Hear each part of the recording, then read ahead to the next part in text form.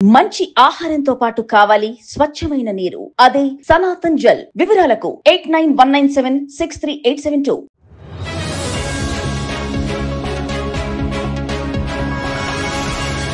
మనం ఏం చేస్తున్నాం, వాళ్ళు ఏం చేస్తున్నారు.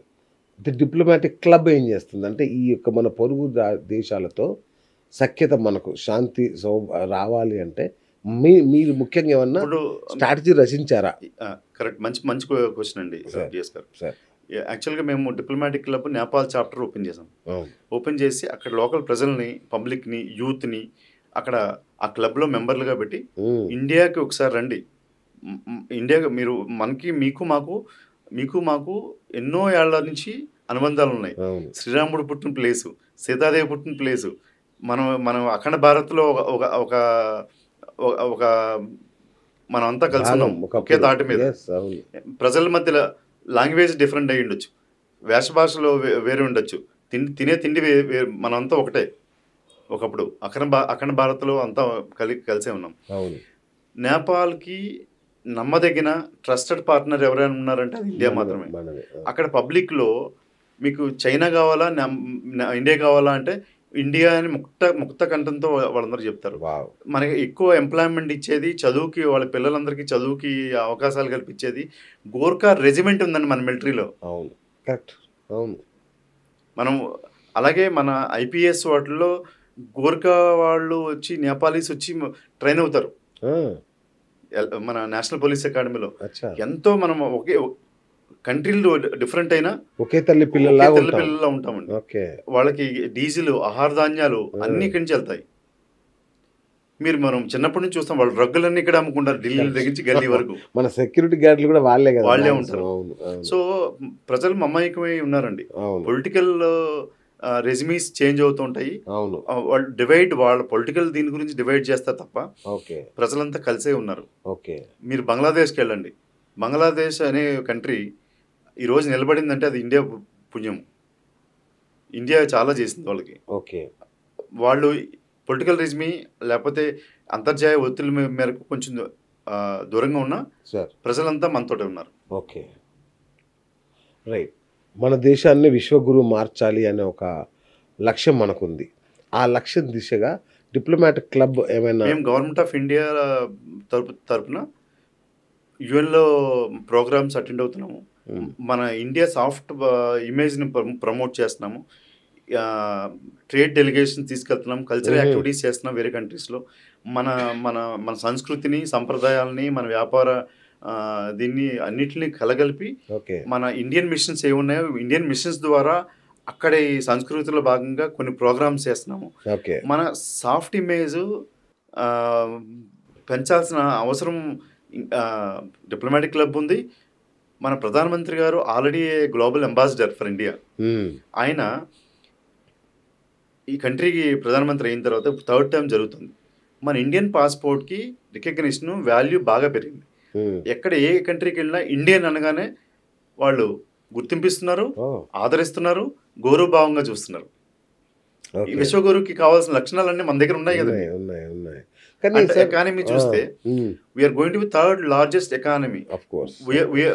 My India is 1.4 billion populous country, largest population, largest democratic country. And infrastructure చూడండి, road infrastructure, rail infrastructure, aviation, everything is parameters అన్ని పెంచుకుంటూ వెళ్తున్నాము.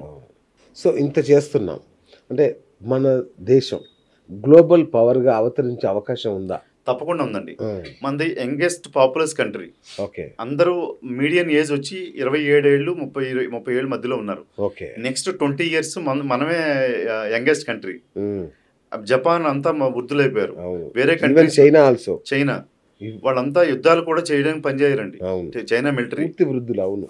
మనకి కంబాట్ ఎలా చేయాలి, ఎలాంటి అటిట్యూడ్లో పనిచేయాలి, ఎందుకంటే పాకిస్తాన్తో యుద్ధాలు చేస్తూనే ఉన్నాము, అలర్ట్గా ఉంటూ ఉన్నాము. మన military very strong military, mighty military. And మన మిలిటరీని మైటీ మిలిటరీ కింద మార్చడానికి కావాల్సిన ఆయుధ సంపత్తిని అంతా గవర్నమెంట్ ఆఫ్ ఇండియా సమకూర్చుకుంటుంది ఇండిజినస్గా, దేశీయంగా. బ్రహ్మోస్ చూడండి, నావిక్ చూడండి, మీరు నాగా పినాకి మిసైల్స్ చూడండి, లాంగ్ రేంజ్ మిసైల్స్ చూడండి, అగ్ని చూడండి. మనం సెల్ఫ్ సస్టైన్, సెల్ఫ్ రిలయంట్ అవుతున్నాం. ప్రావర్టీ నుంచి ఎంతోమంది ప్రజలంతా నెక్స్ట్ లెవెల్కి వచ్చున్నారు. అవును, ట్రూ రైట్ సార్. మరి ఇప్పుడు మీరు గమనిస్తుంటారు కదా, ఇప్పుడు ఇది ఎన్నేళ్ళ ఉద్యమం సార్ ఇప్పుడు మీరు చేస్తుంది? ఇది 10 ఏళ్ళ నుంచి చేస్తున్నామండి. 10 ఏళ్ళ నుంచి చాప్టర్స్ పెట్టుకుంటూ వెళ్తున్నాము. మా ఆబ్జెక్టివ్ ఏంటంటే 100 దేశాల్లో మా చాప్టర్స్ ఉండాలి. 46 చాప్టర్లు అయినాయండి. 46. మొన్న రీసెంట్గా జపాన్లో ఒకటి ఓపెన్ చేసాము. ఓకే. జపాన్ మంచి రెస్పాన్స్ వచ్చింది.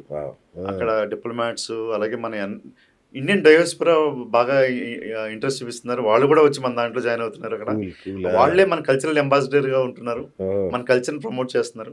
బ్యూటిఫుల్.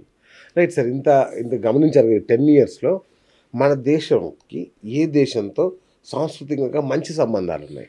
అంటే ఆఫ్రికా అనే కాంటినెంట్లో మన పేరు చెప్తే చాలా విస్తృతి పెరిగిందండి. ఇదివరకు మనము పెద్దగా ఇండియా పట్టించుకోలేదు. ఏదో లోన్స్ ఇస్తున్నాము, లేకపోతే వాళ్ళకి కావాల్సిన తిండికి గింజలు ఇవన్నీ పంపిస్తున్నాము. అంటే వాళ్ళ రియల్ పొటెన్షియల్ మనము అర్థం చేసుకోలేదు.